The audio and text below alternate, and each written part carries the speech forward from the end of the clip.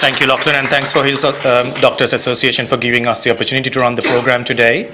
On behalf of the Complete Health Australia group and all the partners of the HealthyWeight Australia, I would like to thank you for coming and attending.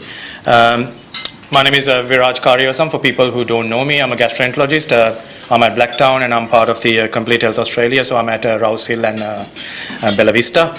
And we will take you through the weight loss epidemic, because it is actually an epidemic and it's actually creating a huge health burden in Australia, and then we want to talk about that and educate you.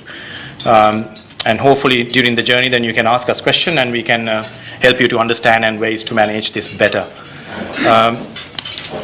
I think the main thing is to first of all identify what obesity is, and is that an issue, and are we like going down the wrong route, or is that actually something we should actually tackle and trying to improve. I think everyone knows about the obesity classification, so it's based on BMI, where the body weight is divided by square root of the height in meters, and anyone over the age of BMI of 20, like a BMI of 25 is considered to be overweight, and beyond 30 is considered obese. And then you can classify them as category 1, 2, 3 based on the BMI. And one thing that we also forget is that weight, not only the waist circumference is also very important. So based on the waist circumference, there is a significant increase in health risk because more the waist, you are more likely to have cardiovascular and liver damage and all the other metabolic complications. How do we compare with the other countries in the world? Australia is doing very well from a life expectancy and basically male and female life expectancy, and most of the other health indices. If you look at obesity, we're actually in the bottom half, so we do very badly because most of our patients are actually obese. So we have one of the worst obesity rates in the world, and that's why it's very important that we try to tackle this up front. And then when you look at the obesity across different age groups, which is alarming, is that our young children are becoming more and more obese, and especially the males compared to the females. And nearly 30% of our 16, 17-year-olds are actually in the obese category, not even overweight. So more than 2/3, like nearly 1/3 to 40% are overweight or obese. And you can imagine these are the next generation adults. And then when you look at the adults, again, age groups between 35 to 65 in males, you can see at least about 80% are overweight, so either obese or overweight. So that is a BMI of more than 25. So you can see the extent of this problem. So it's not something that's affecting 5%, 10% of our population. It's a majority of our population. What's the impact of obesity? I think everyone talks about it, but these are the data from Australia from last year through the AIHW. Arthritis, if you look at the light blue color bars, as you can see, obese people are more likely to suffer from arthritis, asthma, back problems, hypertension, cardiac disease, cancer. I mean, the list goes on. I've just selected a few, the common ones, but it just goes on. And they didn't have any data on obstructive sleep apnea, but what we know is anyone with a BMI of 25 and above with increments, nearly 45%, so that's 50% of patients suffer from sleep apnea. And not only that, it's associated with 13 cancers. Specifically talking about the main association now with bowel cancer, esophageal cancer, breast cancer, but there are 13 cancers that are either associated, increase, or directly associated increase because of obesity. What's the disease burden in Australia? So 7% of the total disease burden across Australia comes from obesity. So if you look at every other diseases we have, obesity alone can account for 7% of the disease burden. That's a significant amount. And when you look at within that 7%, 38% come from cardiovascular disease, because hypertension, coronary artery disease is so common in them, they have more likely to have strokes. And also the cancer risk. So bowel cancer, they're very high risk of having all the cancers.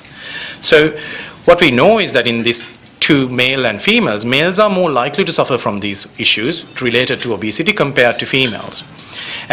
Except for arthritis and back pain, every other obesity-associated major conditions are more commoner, or risk is much more significantly increased in males compared to female. And if you look at individual diseases across Australia and how much of that total disease burden is contributed by obesity, it's alarming to see 50% of our diabetics are due to obesity. So type 2 diabetic, 50% of the total diabetic population is related to obesity. So you can see why we need to tackle this. There's no point in only treating the diabetes, or there's no point in only treating the hypertension. We need to treat the root, why they get those things. So I think that's what's more important, that we need to tackle this. And what's the economic impact? I mean, we talk of why we should do is, then we should also know, is that actually beneficial for the community as a whole by trying to address these issues. In 2011 and 12 alone, the impact of obesity to the economy was $8.6 billion. And they estimate that from 2015 to 25, over the 10 years, it will be about 87 billion. So that's again roughly about 8.7 every year. 14-15, they had 18,000 primary weight loss procedures done. And the majority of the procedures were sleeve gastrectomies and gastric bands and the gastric bypasses. So that was a main component that carried the procedures. And 630 had open surgeries, and 287 were laparoscopic endoscopic procedures. What is interesting when you look at the data is that 80% of the procedures were done in females. 20% was done in males. But if you reflect back to what I said before, it's an issue in males more than females, and that raises a question: are these driven by physicians and you guys, or are they driven by individual needs? Because if we expected that we've done it according to medical needs, we would have expected to see quite a significant proportion in here to be males, but it's only 20% who are having them. So is reducing weight going to impact on the outcomes? So when they did a formula and calculations and everything, what they saw is if the obese patients lose 3 kilograms in weight, just 3 kilograms, that can reduce the disease burden by 14%. So you can get a 10% reduction roughly of the disease burden by reducing 3 kilograms. In someone who's 100 kilos, if you can get them down to 97, 95 even, that's a big achievement.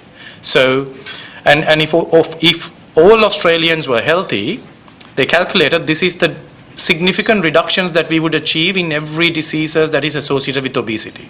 So there's so much to gain by addressing this. That's why we think it's very important that our primary physicians take control of this, because at the moment what we see, only 15% of patients who are actually obese had a discussion with the GP about weight loss. 85% has never had a GP discussion, should we reduce weight, or a GP hasn't brought that discussion up in their consultation. I think it's to do with our restraints in medical care, that we are restrained by the Medicare and all that, but I think this is a very important aspect when you're trying to improve the health. And most of these patients were like what we see in our nearly 1 and a half to 2 months of operation. Most of our patients are self-referred. They have their set treatment goals that they have, and they also already decided which procedure they want. So we actually have to sit down and talk to them about, sorry, that's not a good option, this is the right option for you. So I think this raises that issue that I talked to you about, the disparity between who has the procedures done. So in your general practice, what I think should happen is consider obesity as a chronic disease and initiate the discussion early. Don't wait till it becomes difficult to address. And obtain a detailed weight history and encourage the patients to create a personal weight chart. So this is a good way to decide what led them to gain weight, because we need to know the issues for us to address them. So it's very good for them to reflect on why they got there and assess for comorbidities, because we forget the comorbidities, we forget the sleep apnea, because we've had few people who come to us and say, oh, I don't have sleep apnea, I don't snore. They've had sleep studies with us, and most of them have this, the worst severe sleep apnea that we've seen. Someone had a apnea-hypopnea index of 82. You never knew that. And he's on antihypertensive, but no one has thought of sleep apnea as a cause for his blood pressure and obesity as a cause for that. So it's important that you actually think of all the comorbidities that is associated with that. And always think of it as a multidisciplinary management. It's very hard to manage chronic conditions by yourself. And it's important to have the right team working with you. And set up individual goals and treatment plans and have smart goals. Don't set goals that are not achievable. Make it specific for that patient. Make it measurable, that you have ways to measure how they progress. Make it achievable and relevant to that patient, because sometimes talking about weight might not be the right thing at the right time. So you might have to have other goals and then set goals later on and then make it timely. And seek specialist help when you need it. I think Shyam will talk to you about when you should consider specialist help and when you should do that. And I think that will lead to patients leaving that old life and achieving a new life. So when we came up to do this program, one of our main aims was to change the culture where we manage weight. I think it should be driven by the primary physicians. It should be driven by a group of specialists who will work together and then provide the patient the options that suits them most. Because what's been happening so far is patients selecting the option as opposed to they've been given an option. So that's what we wanted to do. And I think what we are trying to do here today is to talk you through different options available for patients, so you know and you can talk to them and you can discuss these with them. And then if you need any help from us, we are there and we'll be more than happy to be obliging and helping your patients. Thank you.